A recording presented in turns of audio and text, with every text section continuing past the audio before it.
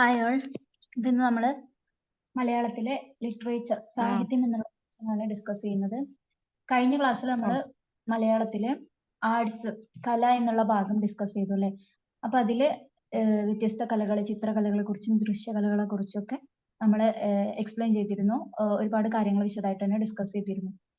അപ്പോൾ അതിന്റെ ഭാഗമായിട്ട് അല്ലെങ്കിൽ അതേപോലെ തന്നെ മലയാളത്തില് പ്രധാനമായിട്ടും വരുന്ന PSC അധികം ക്വസ്റ്റ്യൻസ് ഒക്കെ ചോദിക്കുന്ന ഒരു ഭാഗം തന്നെയാണ്, ഇമ്പോർട്ടന്റ് ആയിട്ടുള്ള ഒരു ഭാഗമാണ് സാഹിത്യം, ലിറ്ററേച്ചർ എന്ന് പറയുന്നത്.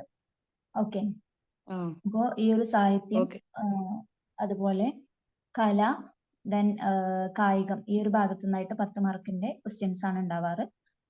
ഏകദേശം 10 മാർക്ക് വരെയൊക്കെ ചോദിക്കാം. അപ്പൊ ഇതില് ഏറ്റവും പ്രധാനമായിട്ടുള്ള കാര്യങ്ങൾ, ഇമ്പോർട്ടന്റ് ആയിട്ടുള്ള കുറച്ച് കൃതികളെ കുറിച്ചും അത് ആരാണ് രചിച്ചത്. ഒരുപാട് കൃതികളുണ്ട് നമ്മൾ മലയാളത്തിൽ എടുത്തു നോക്കുകയാണെങ്കിൽ. ഒരുപാട് നോവലിസ്റ്റുകളും ഒരുപാട് കൃതികൾ എഴുതുന്നവർ ഉണ്ട്. ഒരുപാട് നോവലായിട്ടും കഥകളായിട്ടും കവിതകളായിട്ടും ഒക്കെ. അപ്പൊ അതിൽ ഏറ്റവും ഇമ്പോർട്ടന്റ് ആയിട്ടുള്ള അല്ലെങ്കിൽ PSC ആവർത്തിച്ച് ചോദിച്ചിട്ടുള്ള ക്വസ്റ്റ്യൻസ്, ചോദിക്കാൻ സാധ്യതയുള്ള ക്വസ്റ്റ്യൻസ് ഒക്കെയാണ് നമ്മൾ ഈ ഒരു ക്ലാസ്സിൽ ഡിസ്കസ് ചെയ്യുന്നത്. അപ്പൊ ശ്രദ്ധിച്ചിട്ടിരിക്കുക. എന്തെങ്കിലും ഡൗട്ട് ചോദിക്കാം. ഓക്കെ.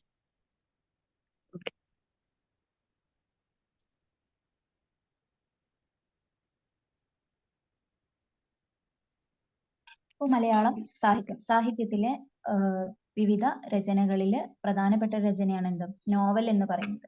അപ്പൊ മലയാളത്തിലെ ആദ്യ നോവൽ എന്ന് പറയുന്നത് കുന്തലത.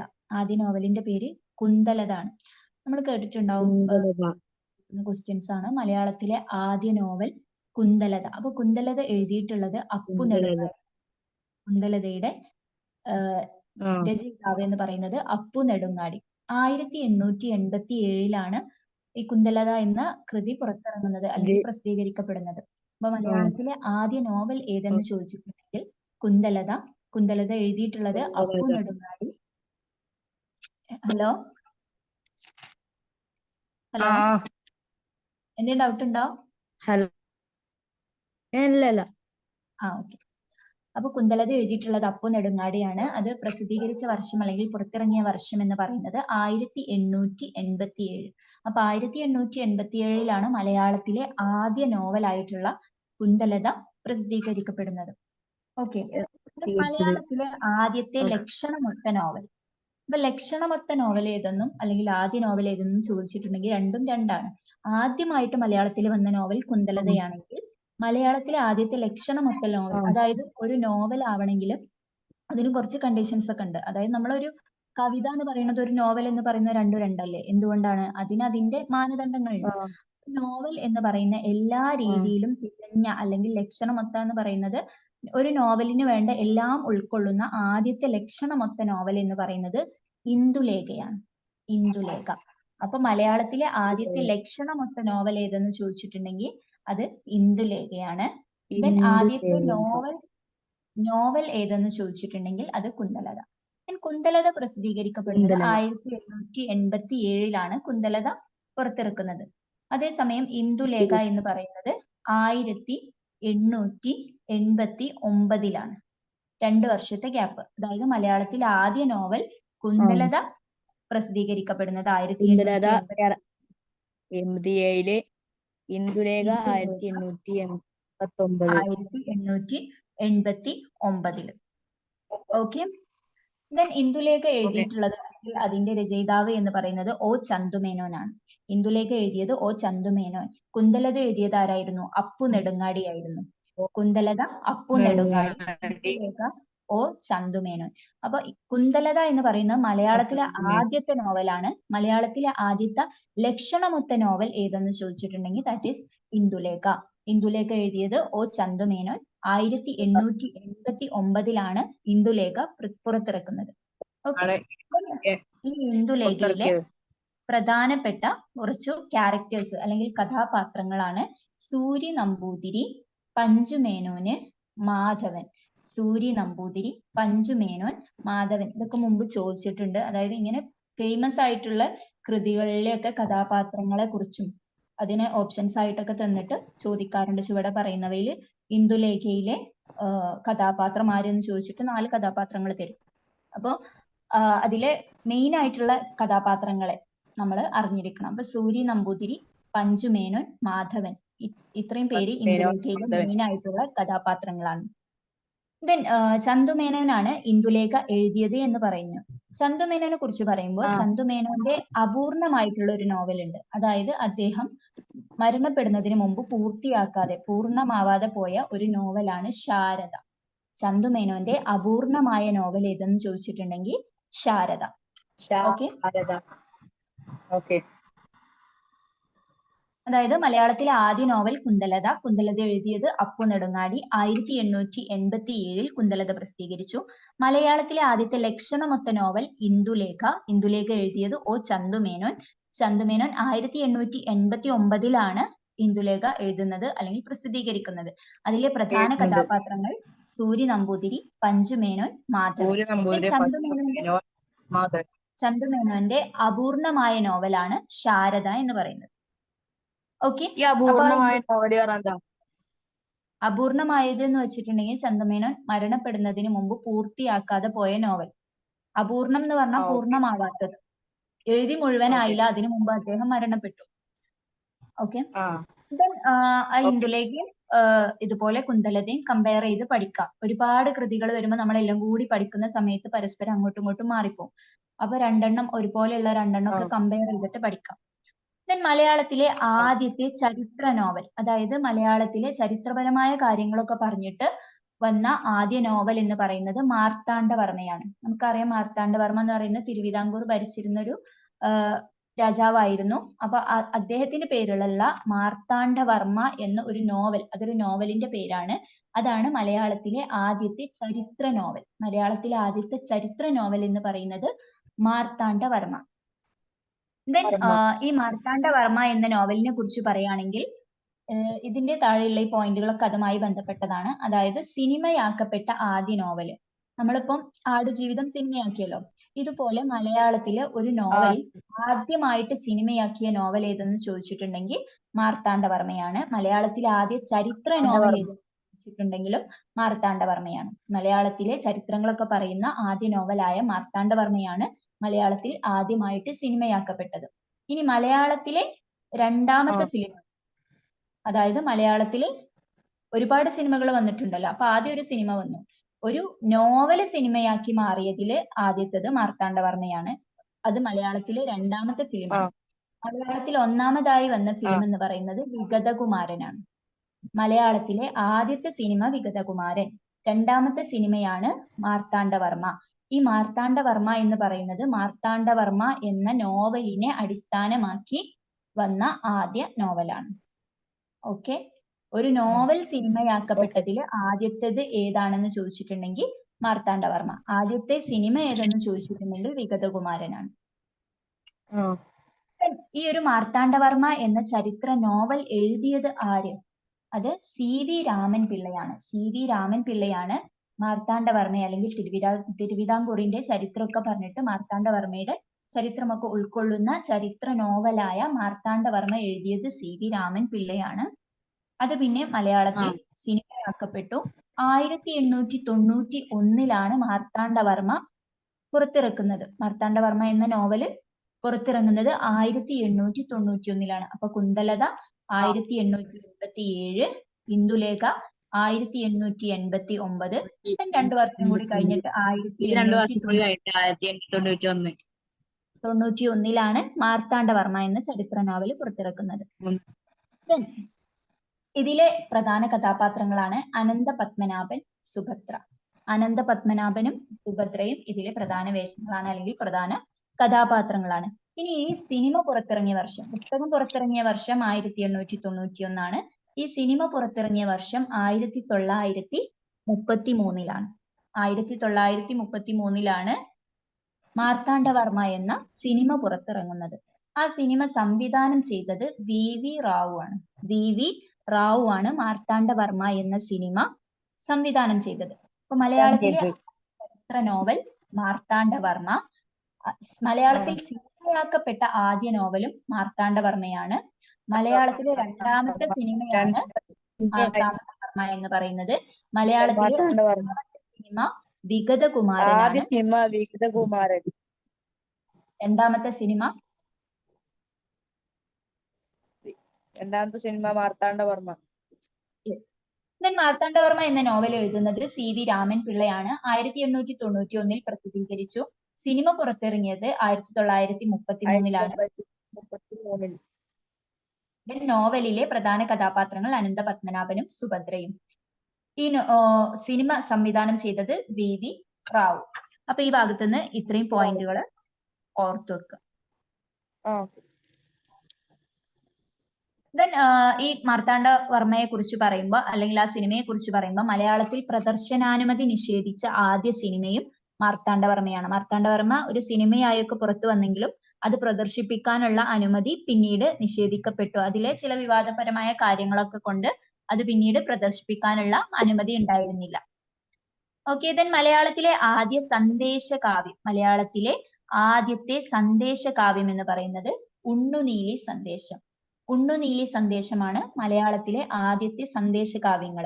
ഇതൊക്കെ ഓരോ കൃതികളുടെ വിഭാഗങ്ങളിൽ പെടുന്നതാണ് ഈ സന്ദേശകാവ്യം, മഹാകാവ്യം, ഖണ്ഡകാവ്യം എന്നൊക്കെ പറയുന്നത്. മലയാളത്തിലെ കൃതികളുടെ ഒരു കാറ്റഗറീസ് ആണ് അതൊക്കെ. ദെൻ ഉണ്ണുനീലി സന്ദേശം എന്ന് പറയുന്നതാണ് മലയാളത്തിലെ ആദ്യത്തെ സന്ദേശകാവ്യം. ഇത് മാത്രമല്ല, ഒരുപാട് സന്ദേശകാവ്യങ്ങളുണ്ട്. അപ്പൊ അതിൽ പ്രധാനപ്പെട്ടതും അതുപോലെ ആദ്യത്തേതുമായ സന്ദേശകാവ്യമാണ് ഉണ്ണുനീലി സന്ദേശം. ഇനി ഉണ്ണുനീലി സന്ദേശം എഴുതിയത് ആരാണ് എന്നതിനെ കുറിച്ച് വലിയ ചരിത്രങ്ങളിൽ അധികമായിട്ടൊന്നും പറയുന്നില്ല. പക്ഷെ ഒരു പറയപ്പെടുന്നുണ്ട്, അമൃത നീലാക്ഷി എന്ന തൂലികാനാമത്തിലുള്ള ഒരാളാണ്. തൂലികാനാമം എന്ന് പറഞ്ഞാല് അറിയപ്പെടുന്ന, അതായത് ചില എഴുത്തുകാരന്മാരുടെ പേരിലല്ലാതെ വേറെ പേരിൽ അവരെ അറിയപ്പെടും. അതായത് നമുക്കൊരു യഥാർത്ഥമായിട്ടുള്ള ഒരു പേരുണ്ടാവും, നമ്മൾ ആ പേരിലല്ലാതെ മറ്റുള്ളവരുടെ ഇടയിൽ നമ്മൾ പ്രസിദ്ധമായിട്ടുള്ള വേറെ എന്തെങ്കിലും ഒരു പേരുണ്ടാവില്ലേ, അതിനാണ് നമ്മൾ തൂലികാനാമം എന്ന് പറയുന്നത്.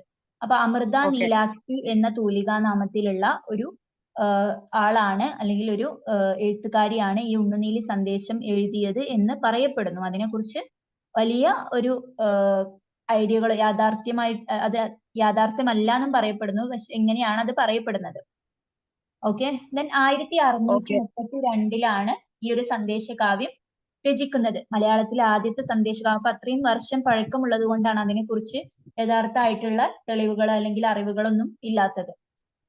ഓക്കെ. മലയാളത്തിലെ ആദ്യത്തെ സന്ദേശകാവ്യം ഏതെന്ന് ചോദിച്ചിട്ടുണ്ടെങ്കിൽ ഉണ്ണുനീലി സന്ദേശം എന്ന് ഓർത്തു വെക്കാം. അതിന്റെ തൂലികാനാമം അമൃത നീലാക്ഷി. ദെൻ ഈ ഒരു സന്ദേശത്തില് ഉണ്ണുനീലി സന്ദേശമാണ് ആദ്യത്തെ സന്ദേശകാവ്യം എന്ന് പറഞ്ഞു. ഈ ഒരു സന്ദേശകാവ്യത്തിലെ സന്ദേശവാഹകൻ ആരെന്ന് ചോദിച്ചിട്ടുണ്ടെങ്കിൽ ആദിത്യവർമ്മനാണ്.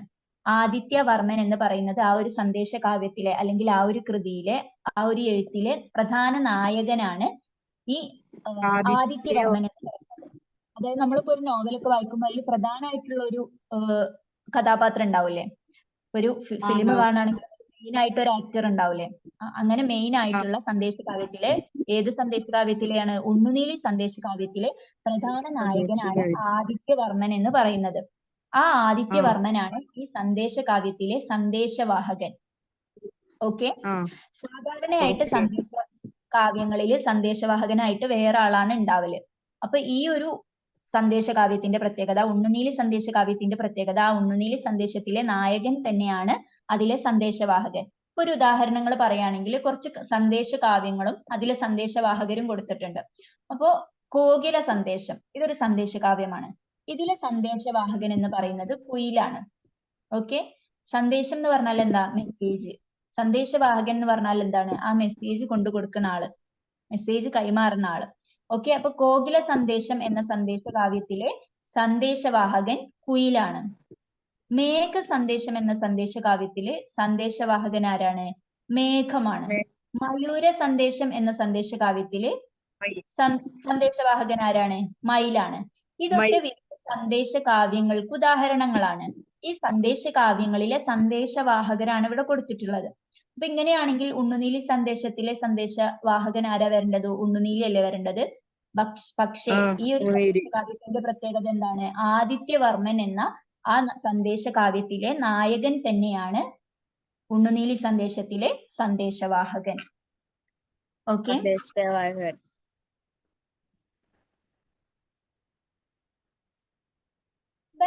മലയാളത്തിലെ ആദ്യത്തെ അപസർപ്പക നോവൽ. അപസർപ്പകം എന്ന് പറഞ്ഞിട്ടുണ്ടെങ്കിൽ നമ്മൾ ഇംഗ്ലീഷിൽ ഡിറ്റക്റ്റീവ് എന്ന് പറയും. അതായത് കുറ്റാന്വേഷണ കഥകള്. അതിന്റെ മലയാളം വേർഡാണ് അപസർപ്പകം എന്ന് പറയുന്നത്. അപ്പൊ മലയാളത്തിലെ ആദ്യത്തെ അപസർപ്പക നോവൽ അല്ലെങ്കിൽ ഡിറ്റക്റ്റീവ് നോവൽ എന്ന് പറയുന്നത് ഭാസ്കര മേനോൻ എന്നാണ്. ഇത് നോവലിന്റെ പേരാണ്, എഴുതിയ ആളുടെ പേരല്ല. നോവലിന്റെ പേരാണ് ഭാസ്കര മേനോൻ എന്ന് പറയുന്നത്. മലയാളത്തിലെ ആദ്യത്തെ ഡിറ്റക്റ്റീവ് നോവൽ എന്ന് പറയുന്നത് ഭാസ്കര മേനോൻ. ഭാസ്കര മേനോൻ എഴുതിയത് അപ്പൻ തമ്പുരാനാണ്. അതിന്റെ രചയിതാവ് അപ്പൻ തമ്പുരാൻ. അപ്പൻ തമ്പുരാൻ എഴുതിയിട്ടുള്ള ഭാസ്കര മേനോൻ എന്ന നോവലാണ് മലയാളത്തിലെ ആദ്യത്തെ ഡിറ്റക്റ്റീവ് നോവൽ. ഓക്കെ. അപ്പൊ ഭാസ്കര മേനോനാണ് കൃതിയുടെ പേര്, നോവലിന്റെ പേര്.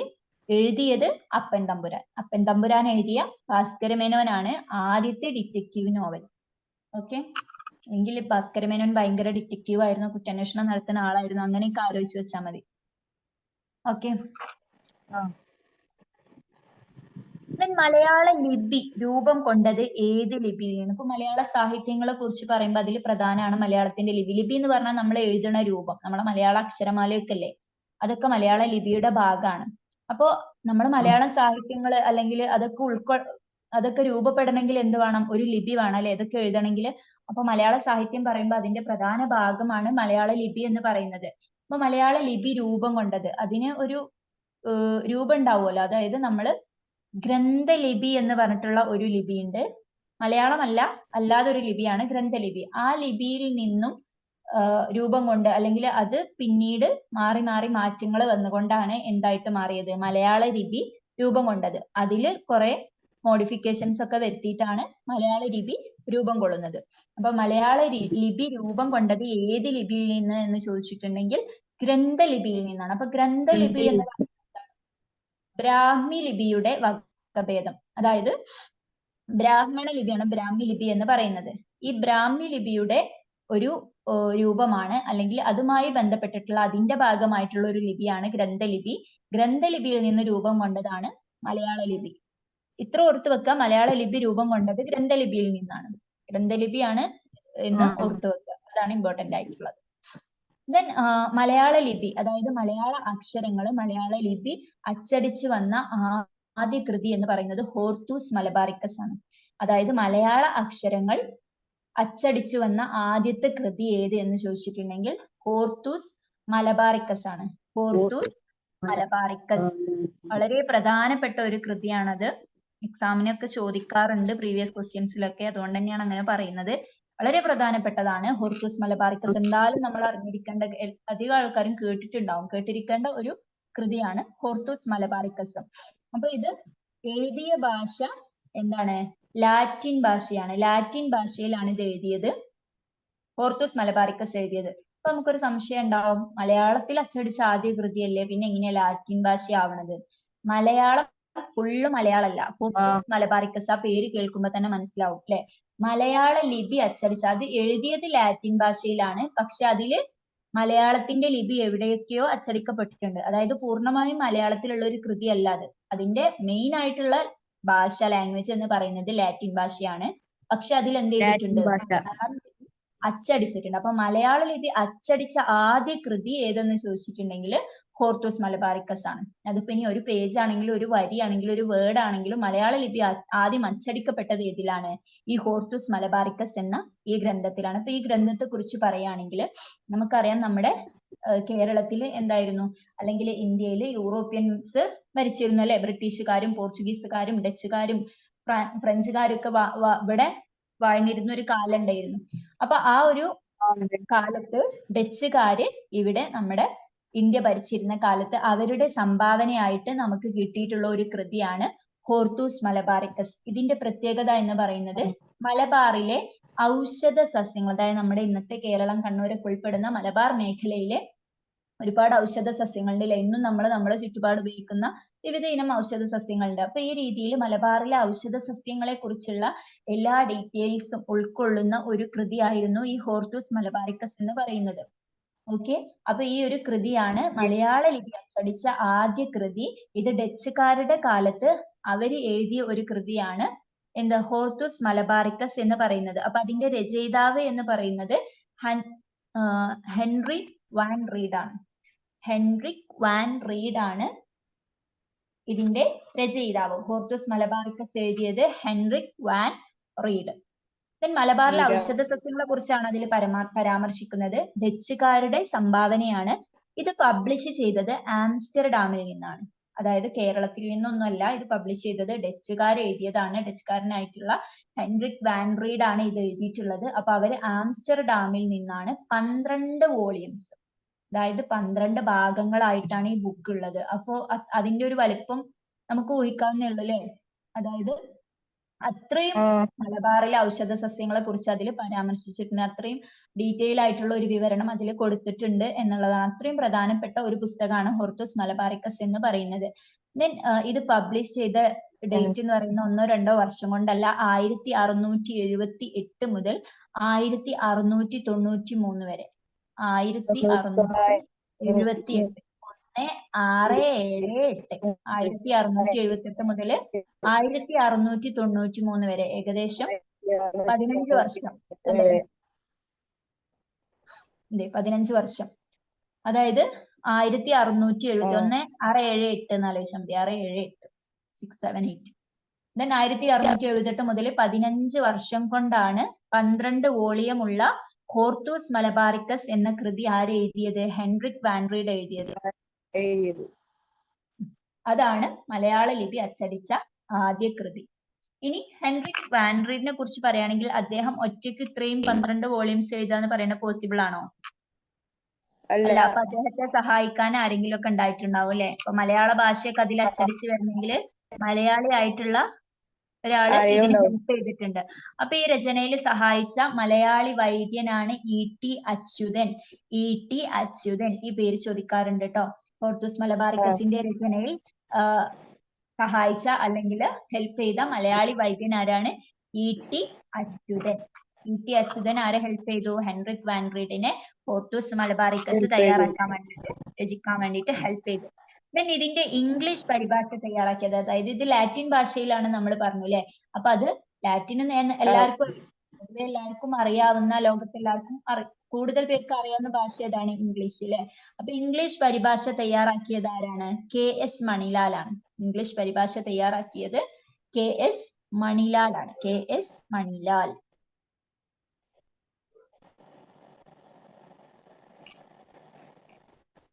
ഈ ബുക്ക് ഉള്ളൂ, ഇംഗ്ലീഷും മലയാളം ഉള്ളൂ, പിന്നെ വേറെ ഇതൊന്നുമില്ല? വേറെ ലാംഗ്വേജ് ഒക്കെ ഉണ്ടാവും.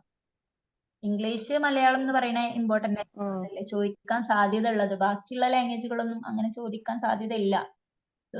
ചോദിക്കുകയാണെങ്കിൽ ഇതാണ് കൂടുതലും ചോദിക്കുക, മലയാളവും ഇംഗ്ലീഷും. അപ്പൊ മലയാള ലിപി അച്ചടിച്ച ആദ്യ കൃതി ഹോർത്തൂസ് മലബാറിക്കസ്. മലബാറിലെ ഔഷധ സസ്യങ്ങളെ കുറിച്ച് പരാമർശിക്കുന്ന കൃതിയാണ്. ഡച്ചുകാരുടെ സംഭാവനയാണ്. ഡച്ചുകാരനായിട്ടുള്ള ഹെൻറിക് വാൻ റീഡ് ആണ് അതിന്റെ രചയിതാവ്. 12 വോളിയംസ് ആയിട്ട് 15 വർഷം കൊണ്ട് 1678 ഡാമിൽ നിന്നാണ്. ദെൻ ലാറ്റിൻ ഭാഷയിലാണ് ഇത് രചിച്ചിട്ടുള്ളത്. രചിക്കാൻ സഹായിച്ച മലയാളി വൈദ്യൻ E.T. അച്യുതൻ.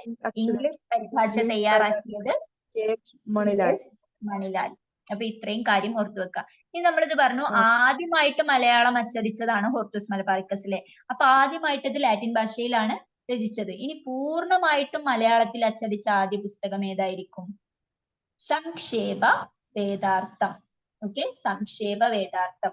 അപ്പൊ കുറച്ച് മലയാളം അച്ചടിച്ചത് ഹോർത്തൂസ് മലബാറിക്കസ്. അപ്പൊ നമുക്കൊരു കൗതുകം ഉണ്ടാവും, അങ്ങനെയാണെങ്കിൽ മലയാളത്തിൽ പൂർണ്ണമായിട്ടും മലയാളത്തിൽ അച്ചടിച്ച ആദ്യ പുസ്തകം ഏതായിരിക്കും? അതാണ് സംക്ഷേപ വേദാർത്ഥം. സംക്ഷേപ വേദാർത്ഥം. ദെൻ ഈ ഒരു പുസ്തകം എഴുതിയത് ക്ലമന്റ് പിയാനോസ് ആണ്. Clement pianos.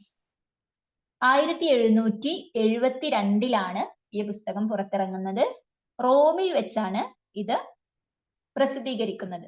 1772 ക്ലമന്റ് പിയാനോസ് എഴുതിയിട്ടുള്ള പുസ്തകമാണ് സംക്ഷേപ വേദാർത്ഥം. സംക്ഷേപ വേദാർത്ഥാണ് പൂർണ്ണമായിട്ടും മലയാളത്തിൽ അച്ചടിച്ച ആദ്യ പുസ്തകം. പൂർണ്ണമായിട്ടും മലയാളത്തിൽ അച്ചടിച്ച ആദ്യ പുസ്തകം ഏതെന്ന് ചോദിച്ചിട്ടുണ്ടെങ്കിൽ സംക്ഷേപ വേദാർത്ഥം.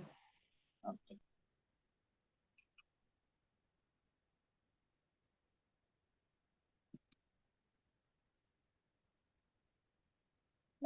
അത് നമ്മൾ പറഞ്ഞു പ്രസിദ്ധീകരിച്ചത് എവിടുന്നാണ്? സംക്ഷേപ വേദാർത്ഥം റോമിൽ നിന്നാണ് പ്രസിദ്ധീകരിച്ചത്. ഹോർത്തൂസ് മലബാറിക്കസ് എവിടെ നിന്നായിരുന്നു പ്രസിദ്ധീകരിച്ചത്?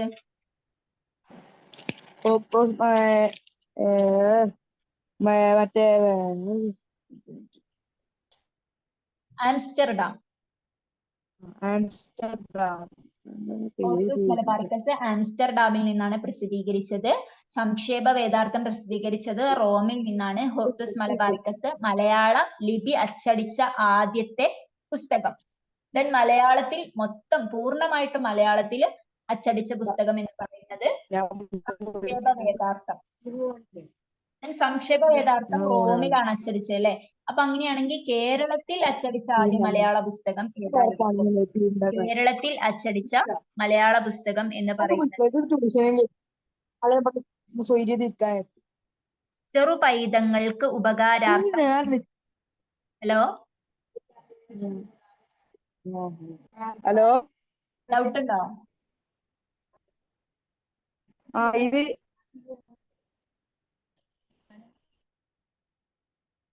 ഹലോ, എന്തെങ്കിലും ഡൗട്ട് ഉണ്ടോ? ഈ CMS പറഞ്ഞാൽ എന്താ സംശയമുണ്ട്. അത് പറയാട്ടോ. അതായത് ചെറു പൈതങ്ങൾക്ക് ഉപകാരാർത്ഥം ഇംഗ്ലീഷിൽ നിന്നും പരിഭാഷപ്പെടുത്തിയ കൃതികൾ. അതായത് മലയാളത്തിൽ അച്ചടിച്ച ആദ്യ മലയാള പുസ്തകത്തിന്റെ പേരാണ് ഇത്. ഇത്രയും വലിയ പേരാണ്, ഒന്നുമില്ല. അതായത് കുറച്ച് കഥകള് അല്ലെങ്കിൽ കുറച്ച് കൃതികൾ എന്ത് ചെയ്തു? ഇംഗ്ലീഷിൽ നിന്ന് മലയാളത്തിലേക്ക് തർജ്ജമ ചെയ്തു അല്ലെങ്കിൽ പരിഭാഷപ്പെടുത്തി. അങ്ങനെ പരിഭാഷപ്പെടുത്തിയ കുറച്ച് കുട്ടികൾക്കുള്ള കൃതികളാണ്. ഓക്കെ. അപ്പൊ ആ ബുക്കിന് കൊടുത്ത പേരെന്താണ്? ചെറു പൈതങ്ങൾക്ക് ഉപകാരാർത്ഥം ഇംഗ്ലീഷിൽ നിന്നും പരിഭാഷപ്പെടുത്തിയ കൃതികൾ എന്നാണ് ആ ബുക്കിന്റെ പേര്. അപ്പൊ അതാണ് കേരളത്തിൽ അച്ചടിച്ച ആദ്യ മലയാള പുസ്തകം എന്ന് പറയുന്നത്. ആദ്യമായിട്ട് പൂർണ്ണമായിട്ടും മലയാളത്തിൽ അച്ചടിച്ച പുസ്തകം എന്ന് പറയുന്നത് സംക്ഷേപ വേദാർത്ഥാണ്. പക്ഷെ അത് കേരളത്തിൽ അല്ല അച്ചടിച്ചത്. അത് റോമിൽ വെച്ചിട്ടാണ് അത് പ്രസിദ്ധീകരിക്കുന്നതും അച്ചടിക്കുന്നതും ഒക്കെ. കേരളത്തിൽ അച്ചടിച്ച ആദ്യ മലയാള പുസ്തകം ചെറു പൈതങ്ങൾക്ക് ഉപകാരാർത്ഥം ഇംഗ്ലീഷിൽ നിന്നും പരിഭാഷപ്പെടുത്തിയ കൃതികൾ എന്നതാണ്. ഇനി ഇത് അച്ചടിച്ചത് ആരാണ്? അല്ലെങ്കിൽ ഇത് എഴുതിയത് അല്ലെങ്കിൽ ഇത് പരിഭാഷപ്പെടുത്തിയത് ബെഞ്ചമിൻ ബെയ്ലിയാണ്. ഓക്കെ, ബെഞ്ചമിൻ ബെയ്ലിയാണ് ഈ പുസ്തകം എഴുതിയത്. ദെൻ 1824 ഈ പുസ്തകം പ്രസിദ്ധീകരിക്കുന്നത്. 1824. അപ്പൊ കേരളത്തിൽ അച്ചടിച്ചതാണ് എന്ന് പറഞ്ഞു അല്ലെ? കേരളത്തില് അച്ചടിക്കുന്നത് എവിടുന്ന? പുസ്തകങ്ങളൊക്കെ പ്രസ്സിൽ നിന്നാണ് ഉണ്ടാക്കുന്നത്. അപ്പൊ കേരളത്തിൽ ആദ്യമായിട്ട് വന്ന പ്രസ്സാണ് CMS പ്രസ് എന്ന് പറയുന്നത്. അപ്പൊ കേരളത്തിൽ 1821 ആദ്യത്തെ പ്രസ് സ്ഥാപിക്കുന്നത്. പ്രസ്സിന്റെ പേരാണ് CMS പ്രസ് എന്ന് പറയുന്നത്. കേരളത്തിലെ ആദ്യത്തെ പ്രസ് CMS പ്രസ് 1821 വരുന്നത്. അതിനുശേഷം കേരളത്തിൽ അച്ചടിച്ച ആദ്യ മലയാള പുസ്തകം അച്ചടിക്കുന്നത് എവിടെ നിന്നാണ്? ഈ CMS പ്രസ്സിൽ നിന്നാണ്. 3 വർഷത്തിന് ശേഷം 1824 പൂർണ്ണമായിട്ട് മലയാളത്തിലുള്ള ഒരു പുസ്തകം കേരളത്തിൽ അച്ചടിക്കുന്നത്. ആ പുസ്തകമാണ് ചെറു പൈതങ്ങൾക്ക് ഉപകാരാർത്ഥം ഇംഗ്ലീഷിൽ നിന്നും പരിഭാഷപ്പെടുത്തിയ കൃതികൾ. ബെഞ്ചമിൻ ബെയ്ലിയാണ് ഇത് എഴുതിയത്. 1824 പ്രസിദ്ധീകരിക്കപ്പെട്ടത്. കേരളത്തിലെ ആദ്യത്തെ പ്രസ് CMS പ്രസ്. അവിടെ നിന്നാണ് അത് പ്രസിദ്ധീകരിക്കുന്നത്. ദെൻ അപ്പൊ മലയാളത്തിലെ ഓരോ ഗ്രന്ഥങ്ങളെ കുറിച്ച് അല്ലെങ്കിൽ ഓരോ പുസ്തകങ്ങളെ കുറിച്ചാണ് നമ്മൾ പറഞ്ഞുകൊണ്ടിരിക്കുന്നത് അല്ലെ? ഇപ്പൊ നോവലുകളെ കുറിച്ചും ദെൻ കാവ്യങ്ങളെ കുറിച്ചും സന്ദേശ കാവ്യത്തെ കുറിച്ചും ഒക്കെ പറഞ്ഞു. അപ്പൊ അതുപോലെ മലയാളത്തിലെ ആദ്യത്തെ യാത്രാ വിവരണ ഗ്രന്ഥം അല്ലെ? അതും ഒരു പുസ്തകം തന്നെയാണ്. അതായത് ഒരാള് അദ്ദേഹത്തിന്റെ യാത്ര വിവരിച്ചുകൊണ്ട് ഒരു ബുക്ക് എഴുതിയത്. ആദ്യത്തെ പുസ്തകം എന്ന് പറയുന്നത് വർത്തമാന പുസ്തകമാണ്. ഓക്കെ, വർത്തമാന പുസ്തകം എന്നതാണ് മലയാളത്തിലെ ആദ്യത്തെ യാത്രാ വിവരണ ഗ്രന്ഥം. മലയാളത്തിൽ ഒരുപാട് ആൾക്കാർ മലയാളികൾ യാത്ര പോയിട്ടുണ്ടാവും. അതിന്റെ യാത്രകളെ കുറിച്ചും പുസ്തകം എഴുതാറുണ്ട്. അപ്പൊ ആ രീതിയിൽ മലയാളത്തിൽ എഴുതിയ ആദ്യത്തെ യാത്രാ വിവരണ ഗ്രന്ഥം എന്ന് പറയുന്നത് വർത്തമാന പുസ്തകം എന്നാണ് ആ പുസ്തകത്തിന്റെ പേര്. 1790 ഈ ഒരു പുസ്തകം പുറത്തിറക്കുന്നത്. ഈ പുസ്തകം എഴുതിയത് ആരാണ്? പാറമേക്കൽ തോമാ കത്തനാർ. പാറമേക്കൽ തോമ കത്തനാറാണ് മലയാളത്തിൽ ആദ്യമായിട്ട് ഒരു യാത്ര വിവരിച്ചുകൊണ്ട് ഒരു പുസ്തകം എഴുതുന്നത് പാറമേക്കൽ തോമ കത്തനാറാണ്. അദ്ദേഹത്തിന്റെ പുസ്തകത്തിന്റെ പേര് വർത്തമാന പുസ്തകം എന്നാണ്. 1790 ഈ പുസ്തകം പുറത്തിറക്കുന്നത്. ഓക്കെ, അപ്പൊ ഇതും എന്താണ്, അത്യാവശ്യം കുറെ വർഷങ്ങൾക്ക് മുമ്പാണ്. അദ്ദേഹം അന്ന് എഴുതി എന്നാണ് കരുതപ്പെടുന്നത്. എങ്കിലും ആ ഒരു എഴുത്ത് അല്ലെങ്കിൽ ആ യാത്രാവിവരണ ഗ്രന്ഥം കണ്ടെത്തുന്നത് 1935 ആ പുസ്തകം പ്രിന്റ് ചെയ്തത് ലൂക്ക മത്തായി പ്ലാത്തോട്ടം എന്നവരാണ്. ഓക്കെ, അതായത് 1790 ആ കൃതി എഴുതപ്പെട്ടു എന്ന് വിചാരിക്കുന്നു. ഇതൊരു മലയാളിയാണോ ലൂക്ക മത്തായി? ലൂക്ക മത്തായിയോ? ആണ്. ആദ്യത്തെ യാത്രാ വിവരണ ഗ്രന്ഥം വർത്തമാന പുസ്തകം 1790 അത് കണ്ടെത്തിയെന്ന് കരുതപ്പെടുന്നു. ദെൻ ആ ഒരു പുസ്തകം എഴുതിയത് പാറമേക്കൽ തോമ കത്തനാറാണ് 1790 എഴുതിയത്.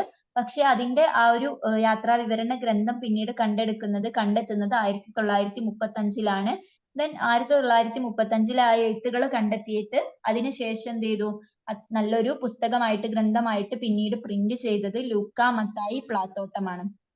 ലൂക്ക മത്തായി പ്ലാത്തോട്ടം 1936 ഇത് പ്രിന്റ് ചെയ്തത്.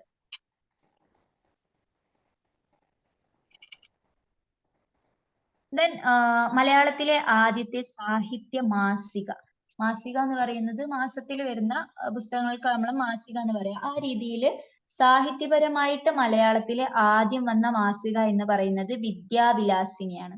മലയാളത്തിലെ ആദ്യ സാഹിത്യ മാസിക വിദ്യാവിലാസിനി.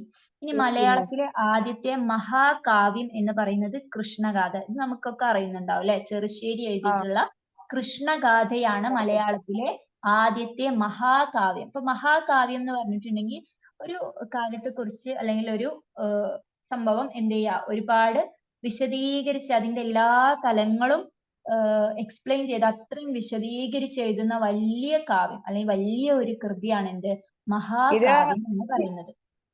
ഇത് എന്താ ഈ കൃഷ്ണനെ ആദരിക്കണ ഒരു പോയമായിട്ടില്ലേ? ഇതൊരു കുറെ കാവ്യങ്ങളൊക്കെ ഉൾക്കൊള്ളുന്ന ഒരു ഇതാണ് കൃഷ്ണഗാഥ എന്ന് പറയുന്നത്. ചെറുശ്ശേരിയാണ് അത് എഴുതിയിട്ടുള്ളത്. മലയാളത്തിലെ ആദ്യ മഹാകാവ്യം എന്ന് പറയുന്നത് കൃഷ്ണഗാഥ, എഴുതിയത് ചെറുശ്ശേരി. ദെൻ മലയാളത്തിലെ ആദ്യ ലക്ഷണമൊത്ത മഹാകാവ്യം, ആദ്യത്തെ മഹാകാവ്യം കൃഷ്ണഗാഥയാണ്. നമ്മൾ നോവല് പറഞ്ഞല്ലേ, ആദ്യത്തെ നോവൽ കുന്തലതയാണ്. ലക്ഷണമൊത്ത നോവൽ ഏതാണ്? ഇന്ദുലേഖയാണ്. അതുപോലെ ആദ്യത്തെ മഹാകാവ്യം എന്ന് പറയുന്നത് കൃഷ്ണഗാഥയാണ്. എല്ലാ ലക്ഷണങ്ങളും എത്ര പൂർണ്ണമായ ഒരു മഹാകാവ്യം എന്ന് പറയുന്നത് രാമചന്ദ്രവിലാസമാണ്. രാമചന്ദ്രവിലാസം. അപ്പൊ കൃഷ്ണഗാഥ എഴുതിയത് ചെറുശ്ശേരി ആയിരുന്നു. രാമചന്ദ്രവിലാസം എഴുതിയത് ആരാണ്? അഴകത്ത് പത്മനാഭക്കുറുപ്പ്. അഴകത്ത് പത്മനാഭക്കുറുപ്പാണ് രാമചന്ദ്രവിലാസം എഴുതിയത്. മലയാളത്തിലെ ആദ്യത്തെ വിലാപകാവ്യം. വിലാപം എന്ന് പറഞ്ഞിട്ടുണ്ടെങ്കിൽ ദുഃഖം, ഒരു ദുഃഖത്തെ അല്ലെങ്കിൽ ദുഃഖത്തെ മുൻനിർത്തിക്കൊണ്ട് അതിനെ കൂടുതലാക്കി അവതരിപ്പിക്കുന്ന ഒരു കാവ്യമാണ് വിലാപകാവ്യങ്ങൾ എന്ന് പറയുന്നത്. അപ്പൊ മലയാളത്തിൽ ആദ്യമായിട്ട് അങ്ങനെ വിലാപകാവ്യം വന്നത് ഒരു വിലാപം, ആദ്യത്തെ കാവ്യം എന്ന് പറയുന്നത് ഒരു വിലാപം എന്നതാണ്. മലയാളത്തിലെ ആദ്യത്തെ വിലാപ കാവ്യം ഏതെന്ന് ചോദിച്ചിട്ടുണ്ടെങ്കിൽ ഒരു വിലാപം. ഈ ഒരു കവിത അല്ലെങ്കിൽ ഈ ഒരു കാവ്യം എഴുതിയിട്ടുള്ളത് സുബ്രഹ്മണ്യൻ പോറ്റി. CS സുബ്രഹ്മണ്യൻ പോറ്റിയാണ് ഒരു വിലാപം എന്ന കാവ്യം എഴുതിയത്. മലയാളത്തിലെ ആദ്യത്തെ വിലാപ കാവ്യം ഒരു വിലാപം, അത് എഴുതിയത് CS സുബ്രഹ്മണ്യൻ പോറ്റി.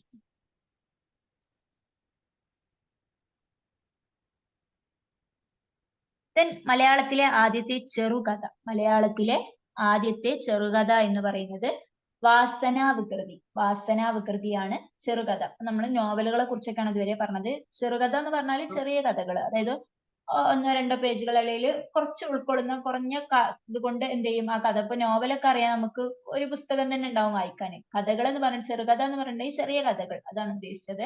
മലയാളത്തിലെ ആദ്യത്തെ ചെറുകഥ എന്ന് പറയുന്നത് വാസനാവികൃതിയാണ്.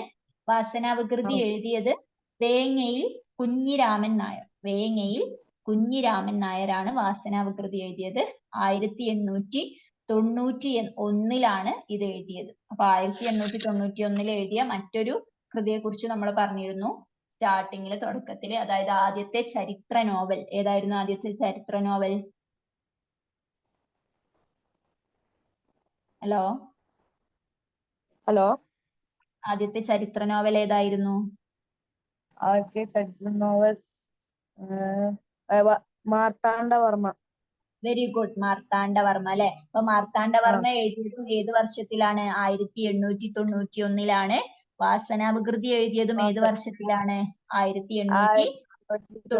നമ്മൾ ആദ്യം പറഞ്ഞില്ലേ 1887 കുന്തലത എഴുതി, 2 വർഷം കഴിഞ്ഞ് 89 ഇന്ദുലേഖ എഴുതി, ദെൻ 2 വർഷം കൂടി കഴിഞ്ഞ് 1891 മാർത്താണ്ഡവർമ്മ എഴുതിയത് എന്ന് പറഞ്ഞു. അപ്പൊ ആ വർഷത്ത് തന്നെയാണ് ആദ്യത്തെ ചെറുകഥയായിട്ടുള്ള വാസനാവികൃതി എഴുതിയത്. എഴുതിയത് ആരാണ്? വേങ്ങയിൽ കുഞ്ഞിരാമൻ നായർ.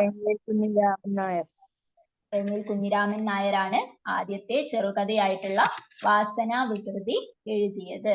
ദെൻ ഇതിലെ കേന്ദ്ര കഥാപാത്രം, ഈ ഒരു ചെറുകഥയിലെ വാസനാവികൃതി എന്ന കഥയിലെ കേന്ദ്ര കഥാപാത്രം, അതായത് മെയിൻ ആയിട്ടുള്ള അതിലെ കഥാപാത്രം എന്ന് പറയുന്നത് ഇക്കണ്ടക്കുറുപ്പ് എന്ന ആളാണ്. ഇക്കണ്ടക്കുറുപ്പ് എന്ന ക്യാരക്ടറാണ് ആ ഒരു ചെറുകഥയിലെ മെയിൻ ആയിട്ട് ഉള്ള ആള്. ഓക്കെ.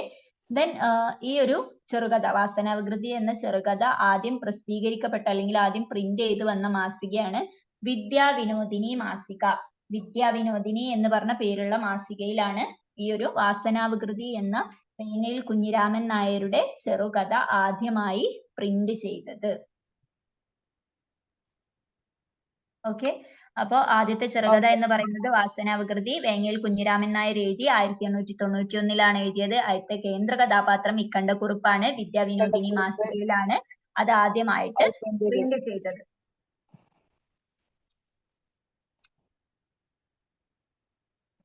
മലയാളത്തിലെ ആദ്യത്തെ ചമ്പു.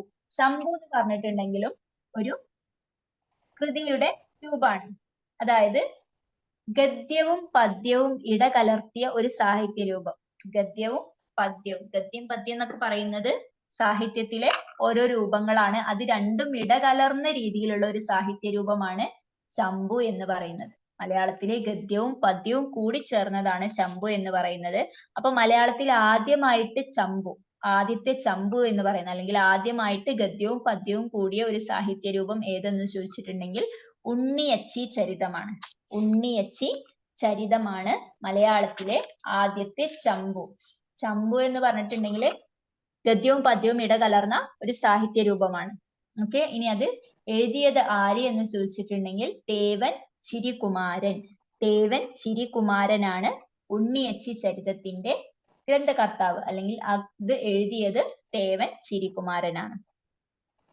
ഓക്കെ. ദെൻ മലയാളത്തിലെ ആദ്യത്തെ സൈബർ നോവൽ. മലയാളത്തിലെ ആദ്യത്തെ സൈബർ നോവൽ ഏതെന്ന് ചോദിച്ചിട്ടുണ്ടെങ്കിൽ നൃത്തമാണ്.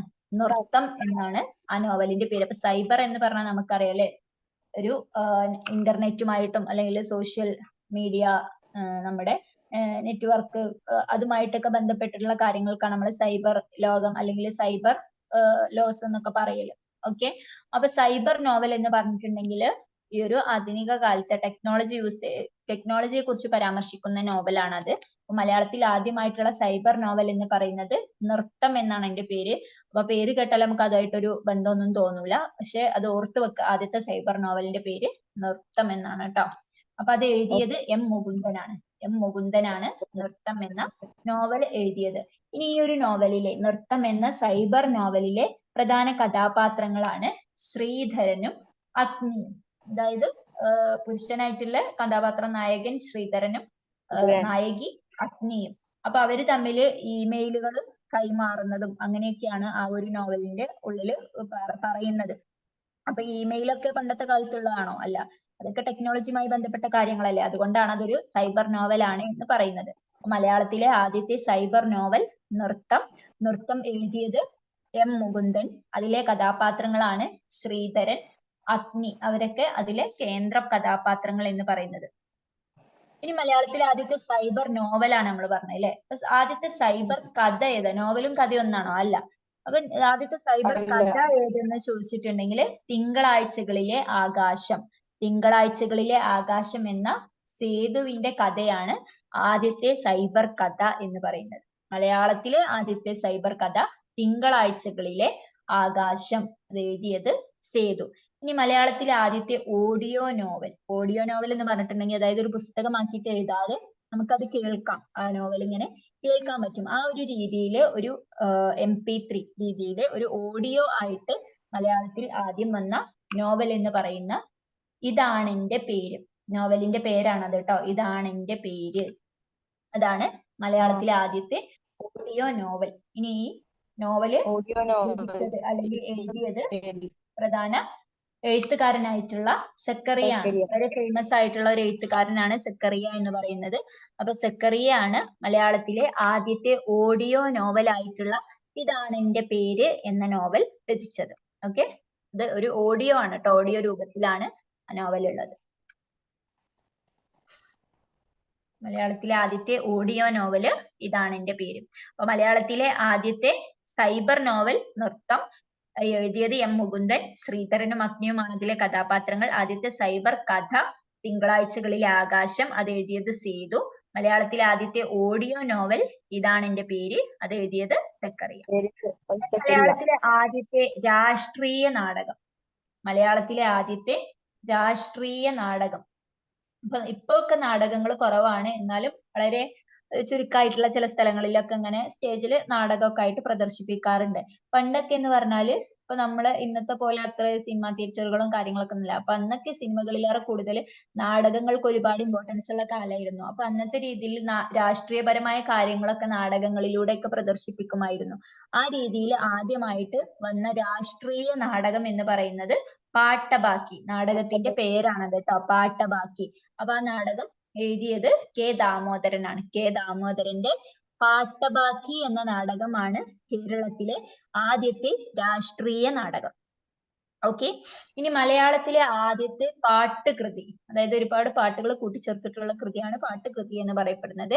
കേരളത്തിലെ ആദ്യത്തെ പാട്ടുകൃതി ഏതാണെന്ന് ചോദിച്ചിട്ടുണ്ടെങ്കിൽ രാമചരിതം. രാമചരിതം എഴുതിയത് ചീരാമനാണ്. ചീരാമനാണ് രാമചരിതം എഴുതിയത്. മലയാളത്തിലെ ആദ്യത്തെ പാട്ടുകൃതി രാമചരിതം, എഴുതിയത് ചീരാമൻ. മലയാളത്തിലെ ആദ്യത്തെ തുള്ളൽ കൃതി, അതായത് തുള്ളൽ എന്ന് പറയുന്നത് മലയാളത്തിലെ ഒരു കലയാണ്. ഓട്ടൻതുള്ളൽ, പറയൻതുള്ളൽ, ശീരങ്കൻ തുള്ളൽ എന്നൊക്കെ പറഞ്ഞിട്ട് പല വിധത്തിലുള്ള തുള്ളലുകൾ ഉണ്ട് മലയാളത്തില്, അല്ലെങ്കിൽ നമ്മുടെ കേരളത്തിലെ പ്രധാനപ്പെട്ട ഒരു കലയാണ് തുള്ളൽ. അപ്പൊ ആ തുള്ളലിനെ കുറിച്ചുള്ള ഒരു കൃതിയാണ് തുള്ളൽ കൃതി എന്നറിയപ്പെടുന്നത്. അപ്പൊ തുള്ളൽ ആ കലയുമായി ബന്ധപ്പെട്ട ഒരാളാണ് ആര്? കുഞ്ചൻ നമ്പ്യാർ. പ്രധാനപ്പെട്ട ഒരു കലാകാരനാണ് കുഞ്ചൻ നമ്പ്യാർ. അപ്പൊ കുഞ്ചൻ നമ്പ്യാരുടെ കല്യാണ സൗഗന്ധികം എന്ന കൃതിയാണ് ആദ്യത്തെ തുള്ളൽ കൃതി. അപ്പൊ കുഞ്ചൻ നമ്പ്യാർ അറിയപ്പെടുന്നത് തുള്ളൽ പ്രസ്ഥാനത്തിന്റെ ആള് എന്നൊക്കെ ഉള്ള രീതിയിലാണ്. തുള്ളൽ പ്രസ്ഥാനത്തിന്റെ നേതാവ് എന്നറിയപ്പെടുന്ന ആളാണ് ആര്? കുഞ്ചൻ നമ്പ്യാർ. അപ്പൊ കുഞ്ചൻ നമ്പ്യാരുടെ തുള്ളലുമായി ബന്ധപ്പെട്ട കൃതിയാണ് കല്യാണ സൗഗന്ധികം. കല്യാണ സൗഗന്ധികം എഴുതിയത് ആരാണ്? കുഞ്ചൻ നമ്പ്യാരാണ്. അതാണ് മലയാളത്തിലെ ആദ്യത്തെ തുള്ളൽ കൃതി.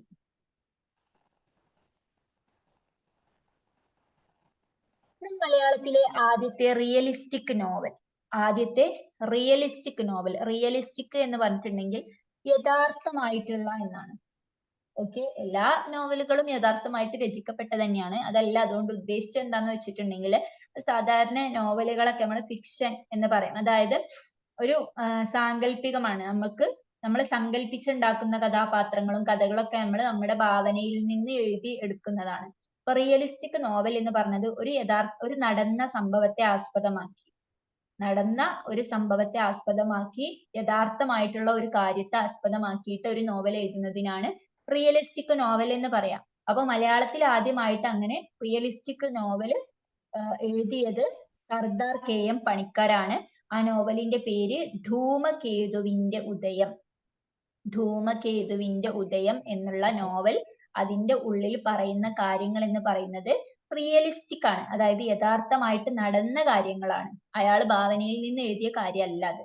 യഥാർത്ഥമായിട്ട് നടന്ന ഒരു കാര്യം അദ്ദേഹം നോവലാക്കിയിട്ട് എഴുതിയതാണ്. ആരാണ് എഴുതിയത്? സർദാർ KM പണിക്കർ. ആ നോവലിന്റെ പേരാണ് ധൂമകേതുവിന്റെ ഉദയം. ഇനി സർദാർ KM പണിക്കരെ കുറിച്ച് പറയുകയാണെങ്കിൽ രാജ്യസഭയിൽ അംഗമായിട്ടുള്ള ആദ്യത്തെ മലയാളി എന്ന് പറയുന്നത് സർദാർ KM പണിക്കരാണ്.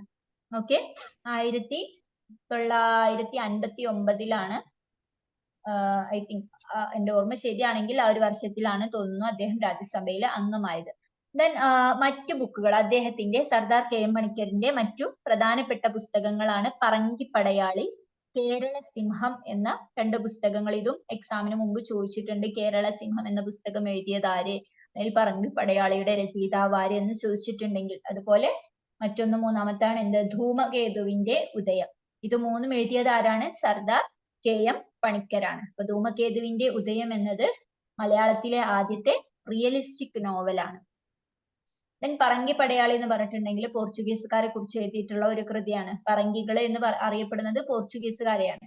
അതുപോലെ കേരള സിംഹം എന്ന് പറയുന്നത് അദ്ദേഹം പഴശ്ശിരാജയെ കുറിച്ച് എഴുതിയിട്ടുള്ള ഒരു കൃതിയാണ് കേരള സിംഹം എന്ന് പറയുന്നത്. ഓക്കെ, അപ്പൊ ഇത്രയും കാര്യങ്ങള് ഓർത്തു വെക്കാം.